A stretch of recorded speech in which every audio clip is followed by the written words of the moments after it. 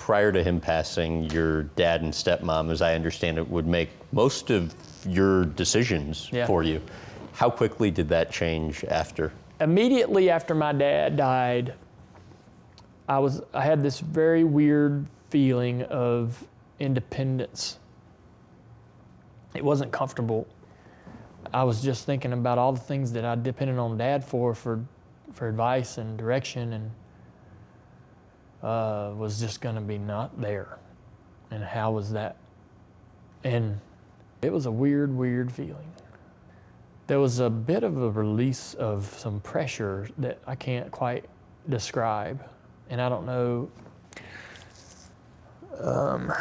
like I was worried about like, how in the hell am I gonna live the rest of my life without my dad? It's almost like, man, is this really even happening? Am I in some kind of a dream? Is this surreal? But I had always been in his shadow, and I was always gonna be in his shadow. And I knew that, and I was fine with that. As long as he was there, you know. I traded being in his shadow to be close to him, you know. When that was taken away, man, it was a lot of weird emotions. I felt sadness, loss, and terrible, terrible, terrible sadness and loss, but I felt some strange independence and loneliness, some relief of being out of this shadow. I can't explain it. I don't wish it on anyone. It was very confusing. You raced for the team that bared his name. Now all of a sudden your stepmom's the owner. How tough was that transition for you to her as owner? Well, she had been around, and so it wasn't that tough, and there were a lot of people at the company that I knew and trusted that were like, hey, we're gonna keep this going, we're gonna do this for Dale, and we rode on that for about 4 or 5 years. What changed? Over that period of time, there was some personnel changes. Some of those people that had that, you know, that had been there from the start weren't in those positions anymore.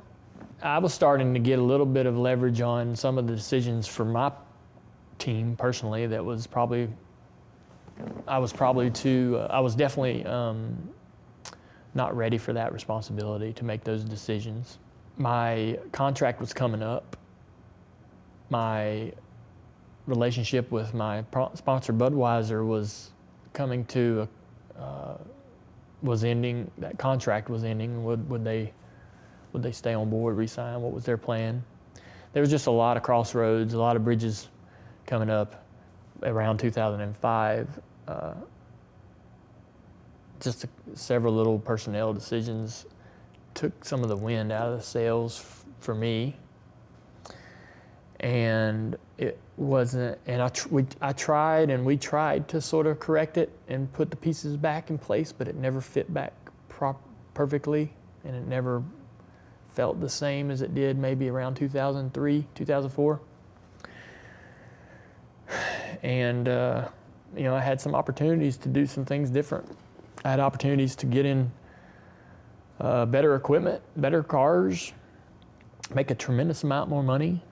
You know, it's hard to turn that down. It's hard to know whether you're gonna regret that the rest of your life.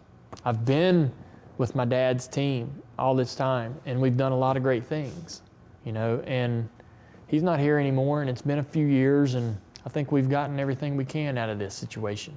Even if the opportunities were both the exact same, to what extent did you know that the relationship with the stepmom was at a place where it just was in your best interest to move on? It wasn't always warm and fuzzy, but that was okay. I'll say one thing about Teresa, and she was always fair. She never made an unfair proposition. I never felt like, man, you know, I'm not getting good enough equipment. We just didn't have much of a relationship, you know, and if the opportunities were the same, I probably would have stayed. I don't know, it's hard to say. I can't even imagine what I would have done if things were different one way or the other. How aware were you at the time of starting Junior Motorsports that likely Dale would eventually end up needing to leave DEI? Well, it was sort of a process. In 2004, we did a new contract with Teresa. And over that period of time, things just were not happening as cohesive as they needed to happen. We were getting left out of things or not having a seat at the table to be involved in certain things. Dale Earnhardt Incorporated was going through a change in terms of the presidents there. They had a number of presidents that were coming in during that time.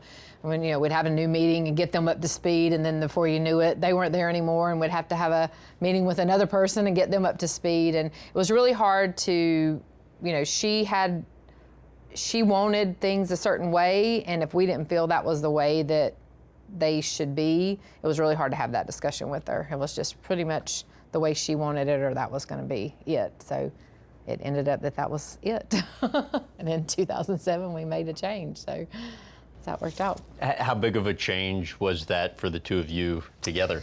It was a big deal. It was hard trying to decide that you were leaving your family business knowing that that's what your dad built that business for. It was softened with the fact that you knew that she, the indications that we were given by her actions were that she didn't see things the same way. And that, she didn't really see that was built for the continuation of my dad and his kids and that legacy to build on. And that she was pretty, in my opinion, she was very stubborn and selfish about that, in a way that caused us to leave. So it was kind of easier to make that decision, but still very hard to leave your family business. I think the thing that worked for me and Dale is that that's kind of the boat that we were always in as kids. And it was always... Meaning what? Dale and I mean, we were always in the situation that we needed to look out for each other, and so we had each other to lean on, and that relationship to lean on, to know that we could, get out from underneath that and be okay and just do our thing.